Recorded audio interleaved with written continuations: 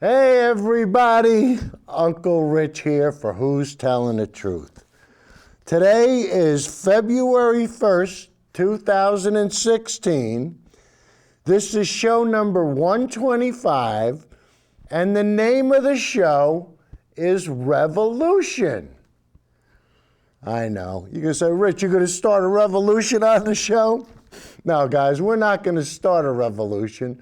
We just want to make sure that you don't miss it. And that's why we're doing today. John, come, that's it. Bring up that still, John.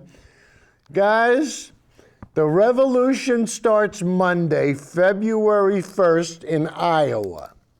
It is time to take our government back from the corporations, the 1%, and the billionaires.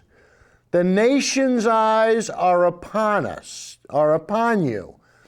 Iowans, you are the first step to restoring democracy for we the people. And guys, that's what it's going to come down. That's what the revolution's going to be about. It's going to be about we the people. And you know, some people are going to say, well, Rich, you're going to have it with pitchforks and torches? You know, or you're going to have a bunch of brown-shirted, jackbooted thugs take over? Is that the kind of revolution? No. Guys, this revolution is going to be conducted. That's beautiful, John. Bring that up.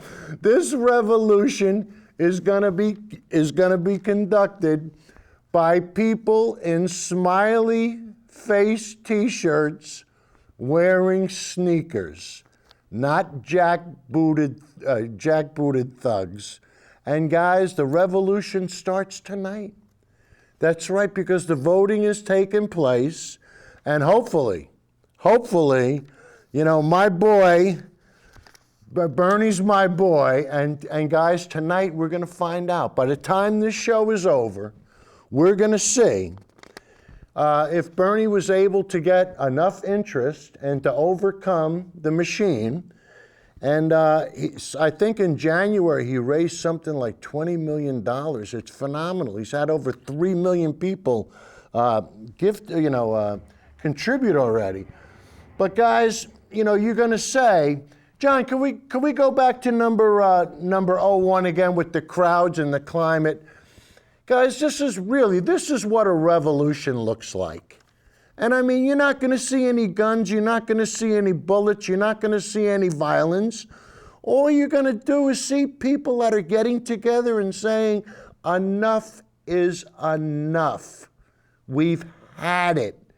And you're not going to bamboozle us anymore. And you're not going to trick us anymore. And you're not going to give us the double reverse anymore. And we're doing this for one reason, and one reason only. And John, can you bring up still number 02, please? And guys, this is the reason why we're doing this. It's socialism. And socialism is a political ideology and movement that seeks to improve society and social conditions. Central to socialist theory is the view that modern social problems, such as poverty and unemployment, result from economic relationships under capitalism, and that action in some form of control or ownership by society should be taken to address them. John, can you come back? Guys, it's really simple. We're going to get together and we're going to stop the nonsense.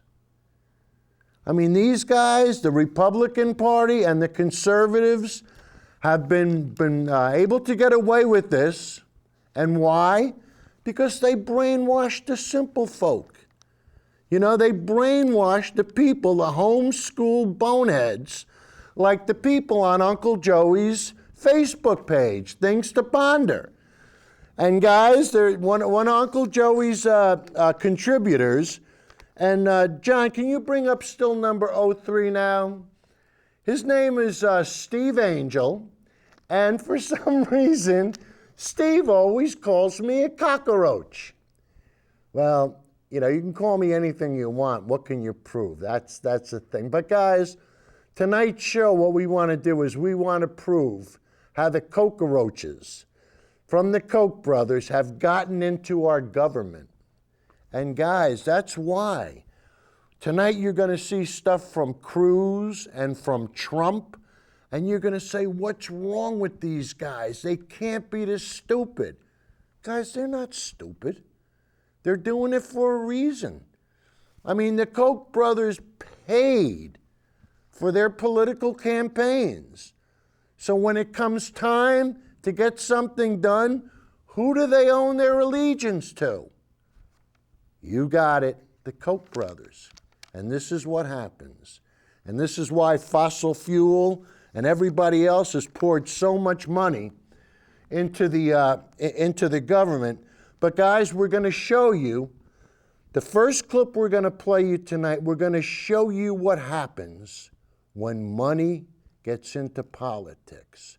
And I'm sure you've all heard about what's happening in Flint, Michigan, and how these poor people up there, they can't drink the water. These kids everybody's going to have lead poisoning. The only thing you can do with the water is flush your toilet. I mean, you really can't take a shower. And why did they do this? So they could put more money in the pockets of the privileged people. That's right. That's right. The governor of Michigan cut taxes on the rich people. And what did he do? He kept the money away from the common people. And guys, when you watch this first clip, and this is, you know, how Fox loves to get the hatred and they love to incite you, well, that's what we're going to do with this first clip. I mean, this clip is going to piss you off, and I don't like to use that language, but sometimes there's only one way to say something. So, John, let's have clip number 4, please. In your time as governor, you cut business taxes $2 billion a year. We got substandard water service in Flint to save $2 million a year. Question is, whose interests do you serve? Corporate's welfare or the public's welfare? Who's first in your heart and on your desk? No, it's absolutely the citizens of the state. Well, $2 million is 1/10 of 1%. There's so many. We could have found that money. Again, if you go through the illustrations of doing great things like Healthy Michigan. 600,000 people have health care in the state today that they didn't have before. We could have found $2 million in that $2 billion tax cut. Do you regret that? Again, people can look back and do so many different scenarios on all this. You could spend your life going through permutations of how this could have been avoided. You couldn't find $2 million in the $2 billion in the taxes that you cut. Guys, you don't have to be a Rhodes Scholar to figure this out. Uncle Joey, Marty, Dave Strait, do you see what's going on here? Are you guys all right? You know, I mean, it gets so ridiculous. The whole thing is ridiculous, but yet what'll happen is you guys will keep pursuing this. Why? You know, because a lot of times, you know, this is the type of stuff that'll make you crazy. But guys, we don't want to make you crazy. We want to straighten you out. So, John, let's have still number 5, please. And guys, when the conservatives and the simple folk get to you, what do you want to do? Keep calm and burn one. And John, can you come back to me? And guys, we have to remember, it's only marijuana, all right? So, you know, if you really want to feel the burn, you can go back to show 113, and you'll feel the burn. But John, let's have the last still in the clip is still number 6. And guys, I want you to, can you bring that full? Guys, these two men are going to prove that truth matters very little to Republican voters, and it's really that simple. Only 1% of Trump's comments have been rated as true, and the source is PolitiFact, And but Cruz came up with a whopping 5% of what he said is true.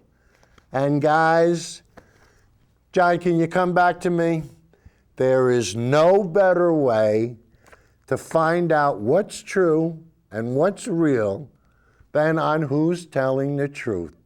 And guys, we're going to have so much fun because the next two clips are from Bill Maher, and it's about politicians and lying. And I want to tell you, he does such a beautiful job. You guys are going to love this. So John, let's have clip number 21, please. This is called All Lives Matter, guys. 21. We can all stop asking the question, why isn't our government functioning? Why? Because truth is dead and the internet killed it. Now, remember back in the early 90s when we read about this new thing called the internet that could put the totality of world knowledge right at our fingertips? And then someone discovered it could deliver free porn. And we quickly had something else at our fingertips.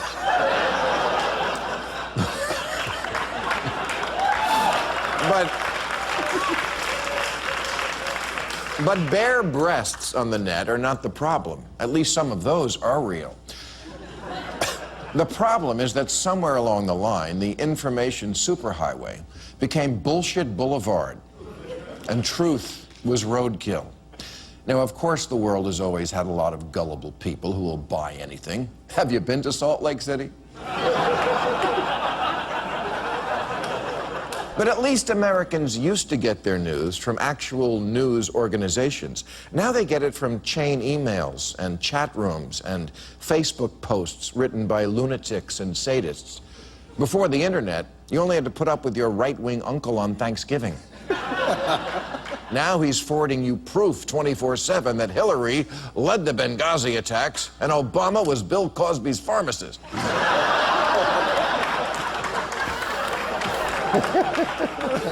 The street corner nut with the sandwich board used to be laughed at. Now he's linked to. And that's what's so great about Facebook. You're not telling lies, you're just sharing them. And anyway, lies are the new truth. Yes, more than ever, people today are living an entirely fact-free lifestyle, which is great news for the Republican candidates, because when they are confronted on their lies now, they just say, oh, I see what you're doing by fact-checking me. I just don't care, because my fans don't care. A couple of years ago, we did a piece here where I introduced the term zombie lies, which are Republican talking points that cannot be killed, despite being disproven time and time again. Things like voter fraud being rampant, or tax cuts paying for themselves, or Lindsey Graham just hasn't met the right girl.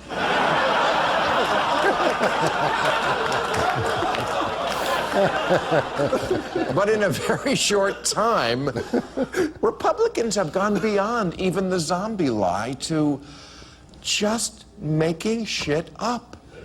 Ted Cruz says the federal government is going after school districts, trying to force them to let boys shower with little girls. Carly Fiorina is one of a new breed of politicians who claim to see things that aren't there. She said she watched a Planned Parenthood video of, quote, a fully formed fetus on the table, its heart beating, its leg kicking, while someone says we have to keep it alive to harvest its brain. But that video doesn't exist unless you subscribe to Netflix.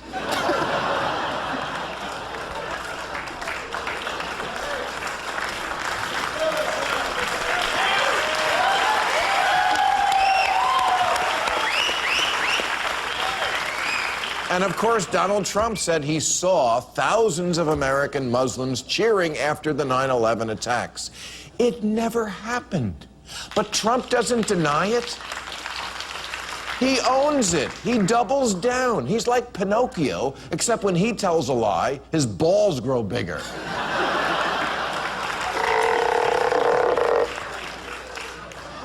So, folks,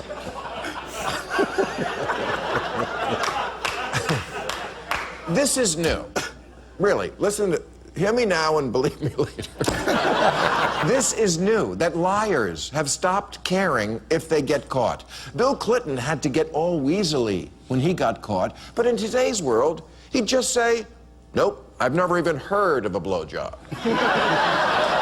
That woman sucking my penis right now, I was bitten by a snake. She's getting the venom out. I got to admit, this tactic never even occurred to me. I kind of wish it had. It might have been useful, like in 1989. I did a movie called Cannibal Women in the Avocado Jungle of Death. Hey, what's up, Doc? What goes... Hey, what? Oh my God, you're marinating me!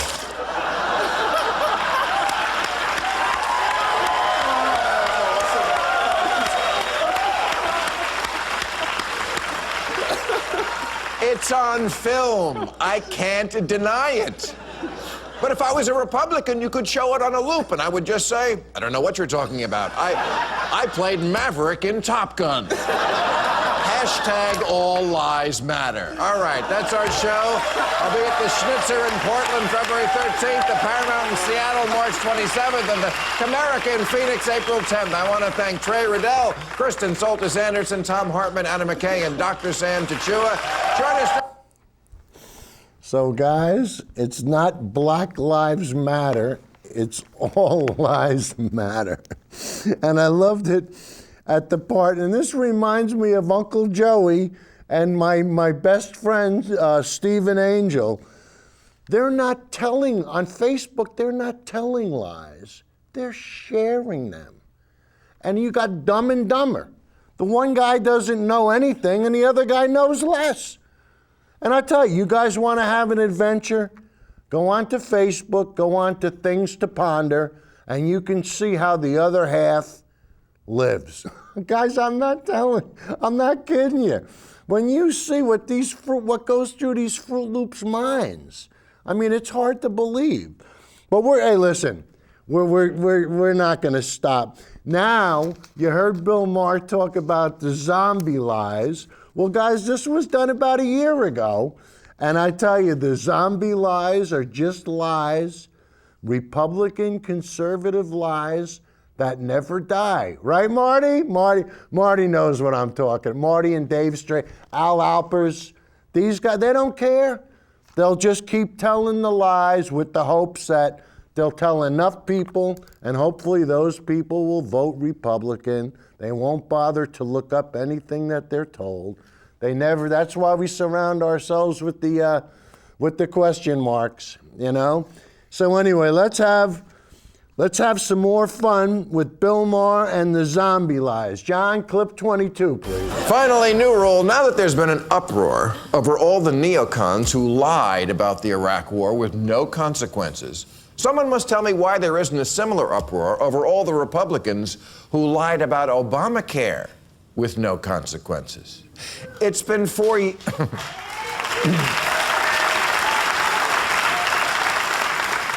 It's been 4 years since the bill passed. Has anybody come across even one death panel? The next liberal to tell a Republican, you're entitled to your own opinion, but not your own facts, should really just admit they've never seen Fox News.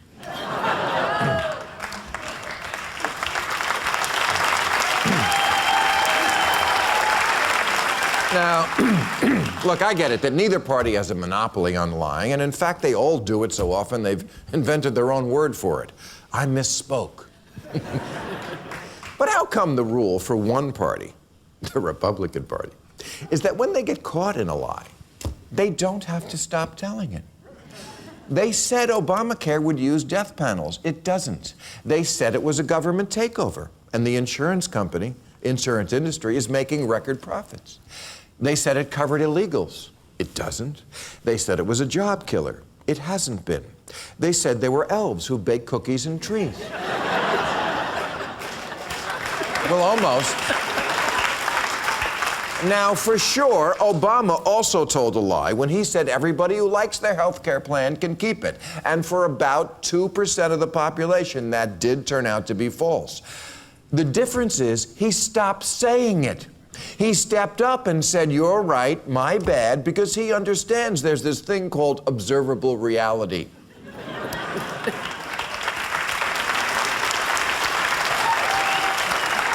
But on the Republican side, observable reality needs more study. Which is why their talking points that have been disproven remain. Like a guest who's been asked to leave a party but does not. It reminds me of a horror movie where you think you've killed the lie, but it won't stay dead. Which is why I call them zombie lies.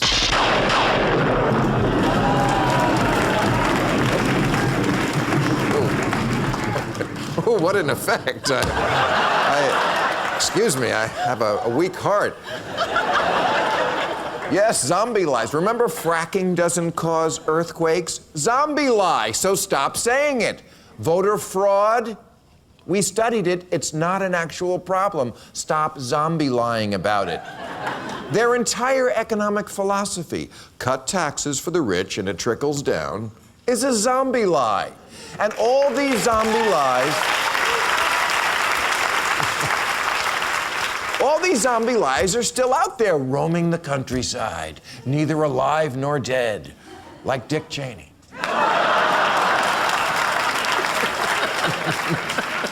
Hungry for brains, like Dick Cheney. I mean, we think we've eradicated one, but it turns out it's just lying dormant in a cave full of bat blood, like the Ebola virus, or Dick Cheney. Dick Cheney, who did not even bother in his recent return from the dead to update the lies he told about Iraq the first time. He's still out there saying, well, Saddam was building a bomb and he was working with Al-Qaeda. What? It's like when Chuck Berry sings Sweet Little 16. You're 90, man. No, there is no shame in their game. One week they're out there saying, no one will sign up for Obamacare. And the next week, oh, okay, they signed up? Sure, okay, but they aren't paying the premiums. Oh, they are? Okay. Well, they're paying, but it's not the young people. Oh, it is? It's the young people? Okay. Okay, but it only covers you if you're gay. You know, you just want to go, wait, when did we switch over? What happened to yesterday's lie? It's still out there forever, like a plastic bag in a tree. But now we're just using the new one? Yes, because what they do is they pass a zombie lie down to dumber and dumber people who believe it more and more. Hank Paulson may be over the one about climate change being a hoax, but it's still good enough for Sean Hannity, who then gets quoted by Michelle Bachmann, who forms the intellectual core of the thinking of Victoria Jackson. And when you think the zombie lie has finally gone to die at the idea hospice of the absolutely stupidest people on earth, there it is being retweeted by Donald Trump. I don't know why he picked on our buddy Donald Trump, you know, because I tell you, most of the fun we're going to have for the rest of the show is with Cruz. But guys, and especially my buddy Stephen Angel, Steve, he said one thing that was very important in that clip. Observable reality. Yes, stuff that we can actually observe. We can measure, like the oceans. We can tell the oceans are getting warmer. How? We measure. We can tell they're becoming more acidic. How? We measure. We can tell the oceans are rising. How? We measure. Yeah, it's called observable reality, something you conservatives aren't allowed to do. Now, you have to hold to the party's platform, and you're not allowed to deviate. And guys, I tell you, the next clip with Cruz, Chris Wallace, and we're going to play this in segments. Chris Wallace, you know, is talking to Cruz about what he said during the actual Republican debate. So, John, let's have clip number 23, and let's see what Cruz had to say. Obamacare that has gotten a lot of attention since the debate. Here it is. We have seen now in 6 years of Obamacare that it's been a disaster. It is the biggest job killer in this country. Millions of Americans have lost their jobs, have been forced into part-time work, have lost their health insurance, have lost their doctors, have seen their premiums skyrocket. Now, guys, what's the one thing that we always say on this show? Come on. Come on. The one thing we always say. Cite your source, right? So was Cruz just pulling that crap out of his ass? Or did he have a reason to say why he said what he said? You know what? That's why we call the show Who's Telling the Truth? And we're going to take it one step further. So, John, can you play clip number 24, please? But, Senator, the fact checkers say you're wrong. Since that law went into effect, the unemployment rate fell from 9.9% to 5%, as 13 million new jobs were created, and 16.3 million people who were previously uninsured now have coverage. Now, don't get me wrong. There are plenty of problems with Obamacare, but more people have jobs and health insurance than they did before Obamacare. Chris, the media fact checkers are not fair and impartial. They are liberal editorial journalists, and they have made it their mission to defend Obamacare. Wait a minute. There's certainly no question that more people have jobs and more people have health. Now, guys, did you see the sources for the facts? One was from the Congressional Budget Office, a nonpartisan group. And what did he do? Right while he was giving his response, he flip-flopped, and he started to he started to change the story. He started to change the subject, didn't he? Now watch. Now we're going to play part 3 of the clip, and watch this weasel try to weasel his way out, and for once, Chris Wallace doesn't let him get away. And this is what we need. This is the kind of journalistic integrity that we need to have, especially from Fox.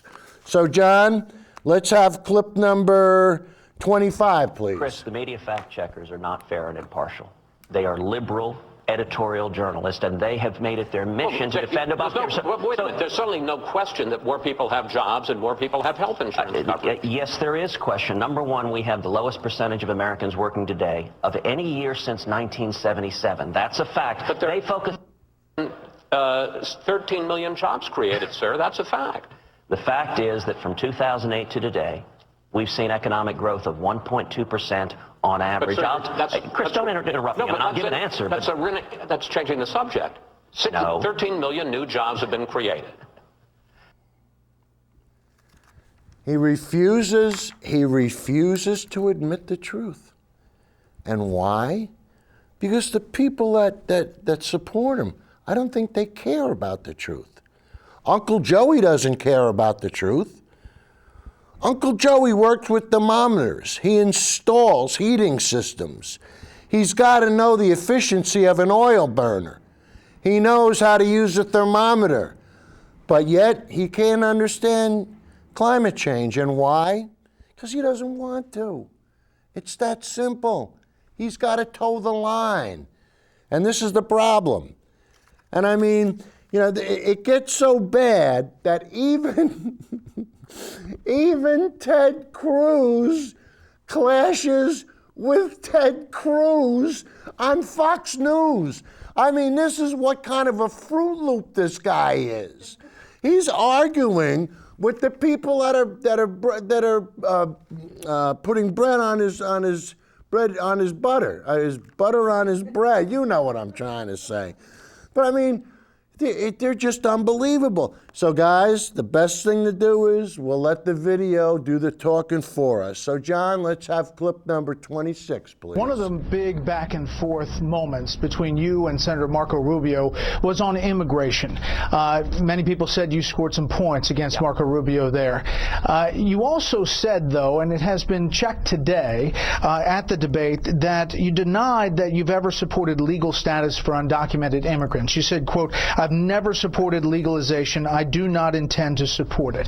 But back in 2013, you did support an amendment. And back when you were making the case, this is what you said. I don't want immigration. reform to fail. I want immigration reform to pass. And so I would urge people of good faith on both sides of the aisle, if the objective is to pass common sense immigration reform that secures the borders, that improves legal immigration, and that allows those who are here illegally to come in out of the shadows, then we should look for areas of bipartisan agreement and compromise to come together. Now, that amendment would have allowed undocumented immigrants to remain in the U.S. permanently and obtain legal status. So how do you square that circle?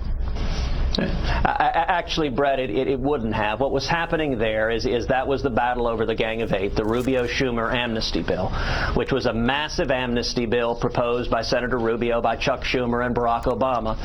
And I was leading the fight against amnesty. I was standing shoulder to shoulder with Jeff Sessions. I was standing shoulder to shoulder with Steve King, leading the fight to secure the borders. And what I did, that particular amendment, was an amendment I introduced to remove citizenship, to say those who are here illegally shall be permanently ineligible for citizenship. Now, the fact that I introduced an amendment to remove part of the Gang of Eight bill doesn't mean I support the rest of the Gang of Eight bill. The Gang of Eight bill was a mess. It was a terrible bill. Well, wait a second, and what Senator. the Rubio campaign is trying to claim is, well, gosh.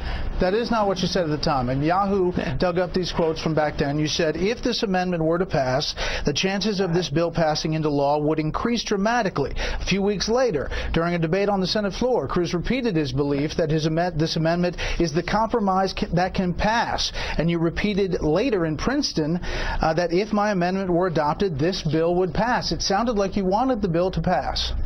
Of course I wanted the bill to pass, my amendment to pass. What my amendment did is take citizenship off the table, but it doesn't mean it doesn't mean that I supported the other aspects of the bill, which was a terrible. And Brett, you've been around Washington long enough. You know how to defeat bad legislation, which is what that amendment did, is it revealed the hypocrisy of Chuck Schumer and the Senate Democrats and the establishment Republicans who were supporting them, because they all voted against it. And listen, I'll give you the simplest proof why this notion that my fighting amnesty somehow made me a supporter of amnesty. Jeff Sessions voted with me on my amendment to eliminate citizenship. Now, is anyone remotely suggesting that Jeff Sessions supports amnesty? Of course not. Of course not. We were fighting side by side to defeat Marco Rubio's amnesty, and we succeeded. We defeated it. The problem, though, is that at the time, you were telling people like Byron York with the Washington Examiner that this was not a poison pill. You told them my objective was not to kill immigration reform. You said you wanted it to pass at the time. So my question to you is, looking back at what you said then and what you're saying now, which one should people believe? What the amendments I introduced, and I introduced 5 amendments, a whole series of amendments, what they did is they illustrated the hypocrisy of the Democrats. They showed that it was a partisan effort, and they succeeded in defeating the Rubio-Schumer amnesty. Guys, wasn't that the perfect question? When should we believe you? When should we believe you? When do we know when you're telling the truth? I don't think he knows when he's telling the truth. I mean, really, he's told so many different stories to so many different people. How do you juggle stuff like that? That's why, guys, with me, it's really simple. Tell the truth. If you tell the truth the first time, guess what? The story's always the same, and it can only get as bad as the initial. You know, I mean, how bad can things get when you tell the truth? I mean, there might be a little bit of a conflict, but eventually it'll work out. But when you create these lies, oh, looks like we got a call. I wonder who it could be. Who's telling the truth? Let's hope we are, Rich. Hey, it's my buddy Dorothy. It is. How are you? Actually, I'm pretty fine. Good. You're right about the truth. Neither side tells the truth, so somehow we have to make something of what we have. Well, we got somebody that's coming up that's going to tell the truth, and that's our boy Bernie. And, you know, I'm sure that if you've looked into Bernie at all, you're going to find out that for the last 40 years, his positions on just about everything haven't changed. He's looking out for the college kids as well as the senior citizens. He's making sure that the table isn't tilted in favor of the corporations anymore. He wants to make sure that the kids will be able to go to college. They're not going to be saddled with debt. And I think what's going to happen is you're going to see a revolution, Dorothy, that you're going to be happy to get behind, because we're going to take America back to the 50s and the 60s, when the Republican Party knew how to rule, and they took care of their people, and we built the interstate. Okay, don't confuse socialism. Do yourself a favor. Go back and really study what it is. Okay. Socialism isn't doing better for the community. Sure it is. They're far different. Sure it is. No, it's not. Dorothy, we're social animals. No. We take care of each other. Nothing to do with being a social animal. Sure it does. Look at the libraries we built. Look at the hospitals, the fire departments. But that socialism does not come with, what doesn't come with socialism is individual freedom. What? No. Why do you say that? Because why would you say? Who took away your freedom? I've read. But I just want to bring up one little thing. Sure. Because I know that you like Facebook. Yes. And I was watching the show with, that was on Facebook, and what Facebook made last year in profits. 1.5 billion in profits.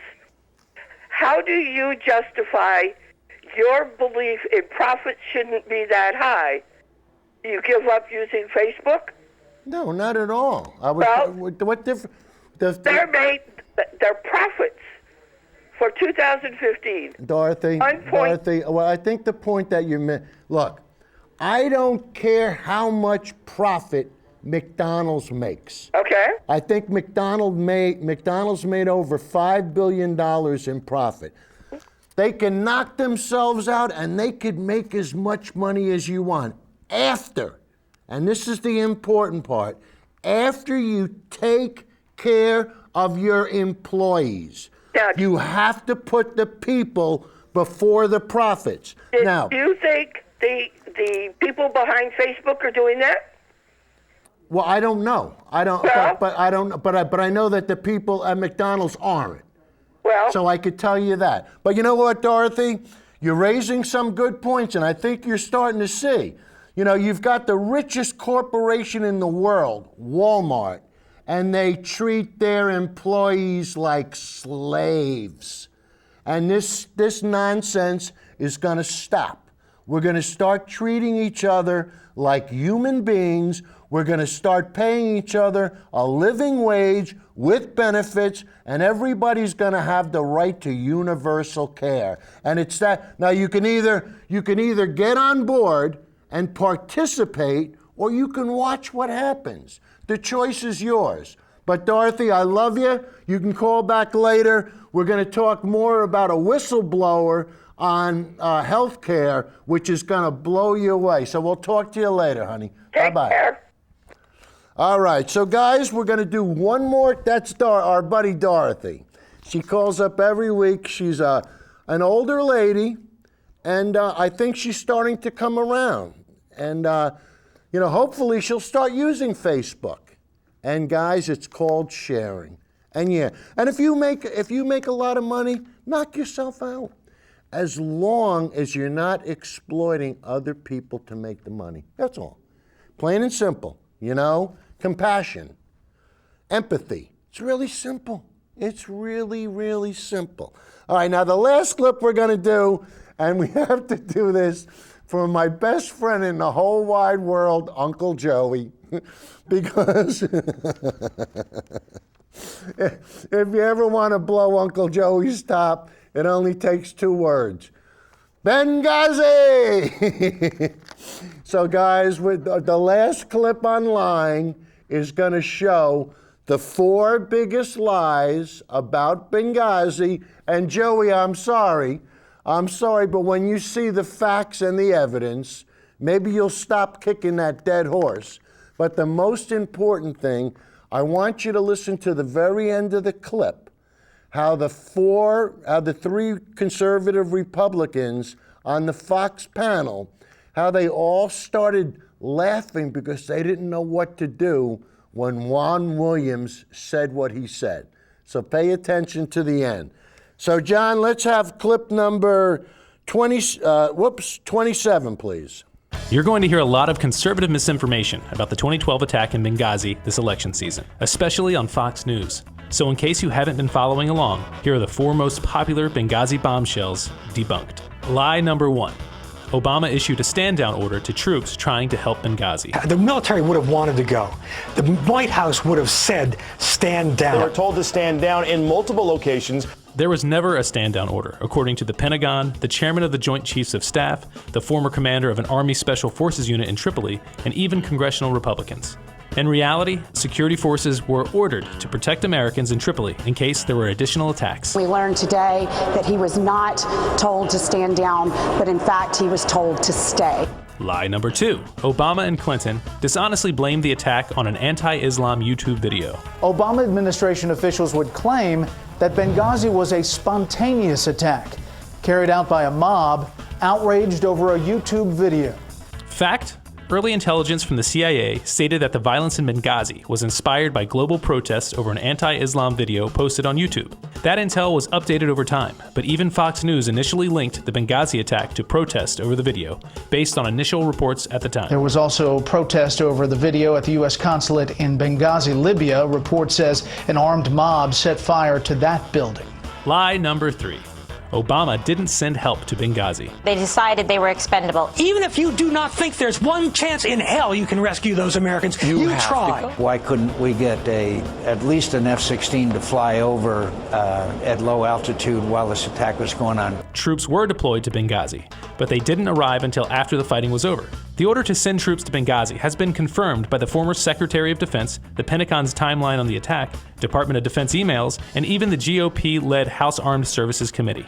And military experts, including former Defense Secretary Robert Gates and the chairman of the Joint Chiefs of Staff, have explained that sending an F-16 to Benghazi would have been the wrong response. Given the number of surface-to-air missiles that have disappeared from Gaddafi's arsenals, I would not have approved sending an aircraft, a single aircraft, over Benghazi. And lie number 4. When asked about the Benghazi victims, Hillary Clinton said, "What difference does it make?" Conservative media have taken Clinton's comments out of context. She was actually asking why congressional Republicans were obsessing over what started the Benghazi attack. Here's the rest of what she said. The fact is, we had 4 dead Americans. Was it because of a protest, or was it because of guys out for a walk one night who decided they'd go kill some Americans?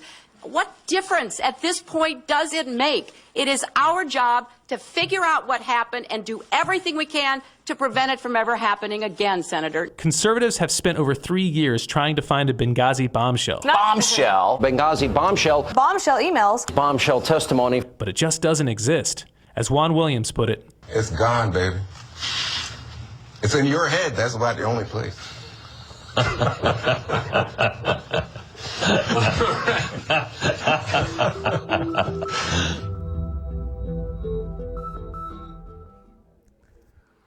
It's in your head. Like Juan Williams said, it's in your head. It's about the only place. And why? Because this is what the conservative Republicans want to believe. They want to believe this, and what they'll do is they'll look for anything that confirms their belief and disregard anything that doesn't agree with their beliefs. And just to show you, we're going to show you the 4 Foxstitutes sitting next to Juan Williams on the 5. And, once again, it's all in their head. But this is the way you got to do it, and this is the way you brainwash the simple folk. So, John, let's have clip 28, please. We don't have clip 28? Uh-oh. 31. Okay, well, guys, all right. I guess it's my mistake. No, we got to blame it on Judy. Whenever anything goes wrong here, we blame it on Judy. Yeah, Judy Judy was late coming down here tonight, but we don't care. But guys, the next clip we're going to play is from the biggest liar of all times. It's from the health insurance industry. And when you see Wendell Potter, who is a whistleblower, who used to work for Cigna and Humana, and he used to be, as he said in his words, a god, because he was the person that decided whether you lived or died. Yes, he was the person that decided if you were going to get the medication or the operation, whatever it was. He was the guy that was pulling the strings. He was the moneymaker. And finally, he couldn't take it anymore, and he jumped ship, and the world will be a better place because of it. So, John, let's have clip number 31, please. Here on Democracy Now!, democracynow.org, the War and Peace Report, we're speaking with a chief whistleblower, former chief spokesperson for the health insurance industry, the insurance industry's greatest nightmare. He was the spokesperson for Cigna for years, and before that, Humana.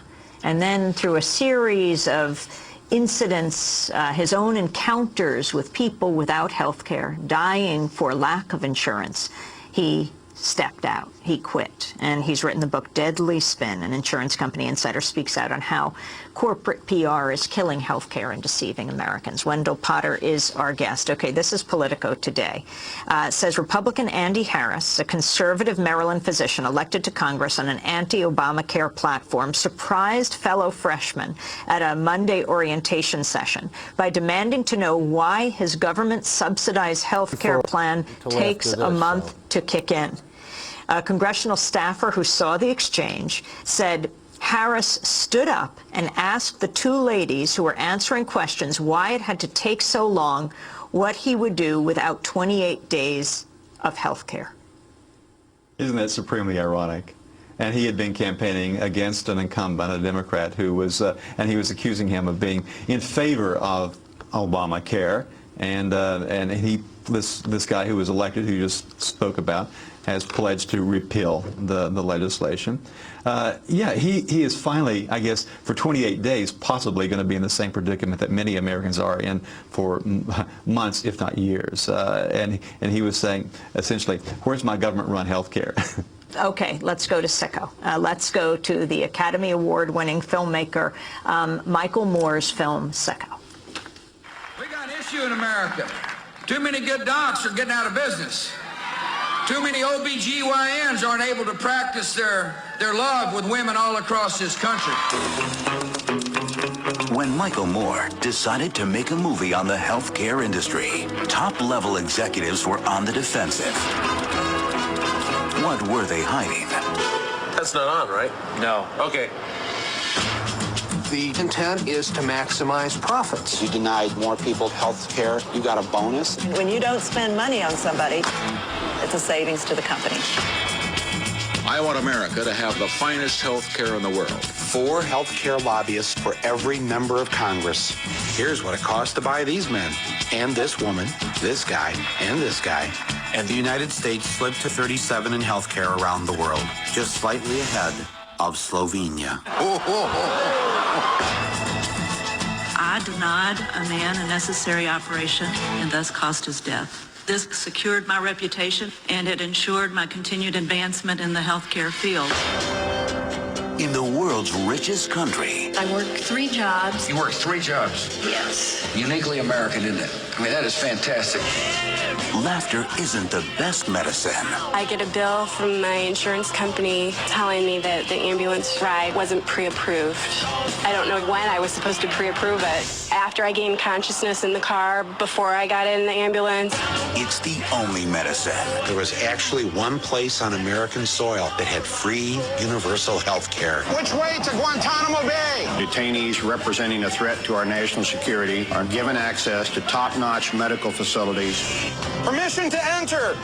I have 3 9/11 rescue workers. They just want some medical attention, the same kind that the evildoers are getting. Hello? Michael Moore's Sicko. All right, there you have it, the trailer for Sicko. It comes out. What does Cigna do? You were the spokesperson. Were you the spokesperson at the time? I was, You yeah. were. Yeah. So how'd you prepare for this? Well, we were afraid as the movie was being made that Michael Moore would do ambush interviews, as he's done in a lot of his movies in the past. So we lived in fear, I did, especially that my CEO would be getting out of his limousine at some point and there would be Michael Moore with a camera in his face. So one of the things we had to do was to make sure that we media trained our CEO and other executives so that they wouldn't look like a deer caught in the headlights, if we could do that at all. What'd you tell your CEO? Wait, tell me his name again. Ed Henway. What'd you tell Ed? Well, just be pleasant. Don't run and hide, and just shake his hand and say, "Hi, I understand you're the Hollywood movie maker, and I've heard of you, and I don't have time to talk to you right now. So if you'll call Wendell Potter, I'm sure he can arrange for us to talk at some later time." Then it wouldn't have just been the people of New York calling you, but people all over the country calling Wendell Potter. But I was willing to take the bullet because I was, And what were you going to say? I would say, not a chance. You're not going to get anywhere close to the CEO. No, but what was your message on Sicko? The message on Sicko was that this was Michael Moore's vision for America was to lead us into socialized medicine. We went back to those points again. We wanted to make sure that people were afraid of any other kind of system that would have more government regulation and in which people had universal care. Did you work with other insurance companies in dealing with Michael Moore? Absolutely. We heard about Michael Moore starting this movie when he announced it, I think, in 2004. And as the movie was being made, we didn't really know exactly how we would be portrayed in the movie. But when the movie premiered at the Cannes Film Festival in 2007, we, as the industry trade association, sent a staff member to the Riviera to go to the movie, to be among the first to see it, and then report back via conference call who was in the movie, how we were being portrayed, and we, from that moment on, developed a very, very sophisticated communications campaign. Can you say what it was in 5 seconds? Because we're just about out of time. The strategy. To make sure that people saw him as a Marxist, as a socialist, and that he was going to be destroying the American dream. Wendell Potter, are you for socialized medicine now? I think that we need to have a system in which everyone is covered. If you call that socialism, so be it. Wendell Potter, former executive, former chief spokesperson for Cigna and Humana. His book is called Deadly Spin, an insurance company insider speaks out. I'd like to ask. Guys, you hear what he had to say? His idea was to get people to be afraid of socialized medicine. Why? Because if we have universal health care, the profits go out the window. That's right. We don't have insurance companies anymore. No, we have one entity. We have single payer. All the money goes in one direction. Everybody agrees to it. Cuts down on the cost and it cuts down on all the BS. But what they try to do is they want to scare the simple folk. People like Uncle Joey, who go out of his way and pop his hip out, and you think that's a wake-up call for him to get insurance? No. So what does he do? He sits there on his fat butt, doesn't get insurance, falls off a ladder, and breaks his leg in 2 places. You think he's got insurance? No. That's why we need universal health care, because some people like Joey are too stupid to get insurance. So we got to protect them from themselves. Joey, I love you. But I mean, sooner or later, the light's got to go on, doesn't it? All right, guys, but the last clip we're going to end with tonight is more from Wendell Potter. And I'm telling you, the more you hear, the more you're going to like. But guys, you can watch the whole movie Sicko on YouTube. It's free. So, I mean, take advantage of it. But for now, we're going to play the rest of the clip, and then we're going to roll the credits, and we're going to come back to me with about 30 seconds left. So, John, let's have clip number, oh, bro, I can't see nothing anymore. 32, please. Going to be destroying the American dream. Wendell Potter, are you for socialized medicine now? I think that we need to have a system in which everyone is covered. If you call that socialism, so be it.